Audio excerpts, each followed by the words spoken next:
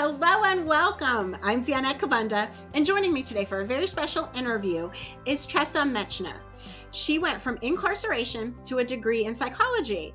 She's a well respected psychological and Christian counselor, a certified life coach, a transformational speaker, and the author of Looking Out from the Inside, the United States versus Tressa Olivia Parker.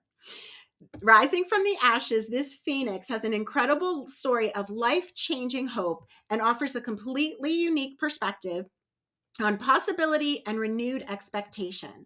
Tressa gives audiences the tools to transcend chaotic situations and to create a life of freedom and happiness. Her mission is to educate and empower others to no longer be held back by circumstances and limiting beliefs. Thank you so much for being with us today, Tressa. Thank you so much, Danette. I appreciate you having me. So tell us, what would you say to someone who is facing uncertain circumstances? Well, what I would tell them is basically to start with self.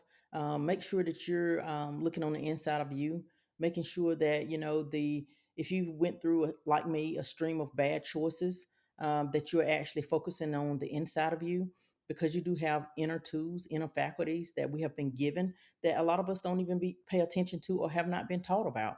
You have your inner eye, your inner ear, your thought process. And sometimes, you develop a paradigm as a child. Well, we all develop paradigms as a child, and we don't understand why we're here. What are we here for? Why in making this stream of bad choices and this and that. But the first thing I would say is now that you're an adult, take responsibility for those things and reprogram that paradigm. How did you create freedom for yourself while you were in prison? Well, I created freedom for myself because I started working on myself first because I had a mess. I had a total mess on the inside of me. And what I needed to do is I needed to clean up that mess on the inside because what's on the inside filters out to the outside. And so when I realized as I thought back on my life that a lot of these things that I was experiencing, they came from my thoughts. And so I began to reprogram those thoughts. I began to pick up material to read, study to develop myself, and that's basically what I did is I reprogrammed that chip. I reprogrammed that paradigm, my mindset. I changed everything around. Where would you say you found hope when you felt hopeless?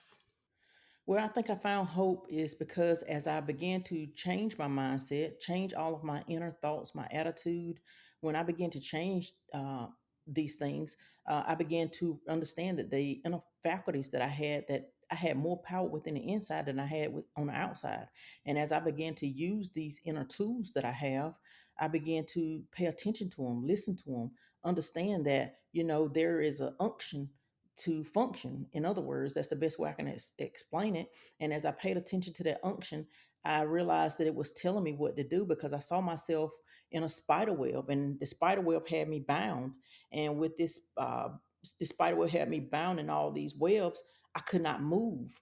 But as I heard in my spirit, the reason why I couldn't move is because I had been lying about everything. I had been lying about me being incarcerated, why I was incarcerated, all of these different things. But the spirit had gave me that the knowing in the inside to tell the truth. And once I told the truth, that the webs would break. So as I began, as hard as it seemed, and I thought, of course, yes, I'm gonna be facing life for real in prison now if I told the truth on myself. But I did it, and I completely felt like an idiot when I did it.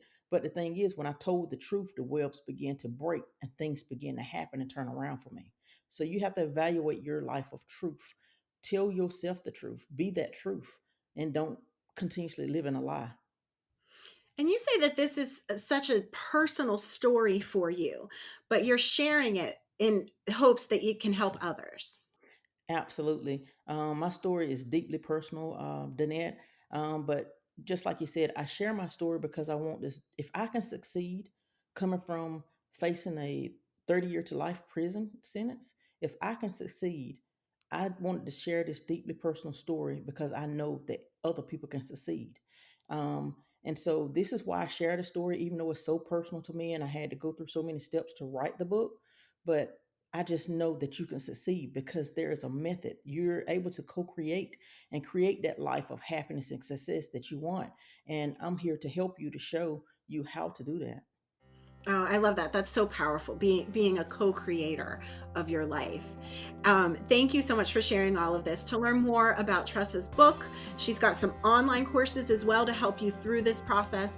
All of her projects, please visit her website at tressamitchener.com. Thank you so much for being with us today. Yes, thank you so much, Danette, and I appreciate you having me. Thank you so much.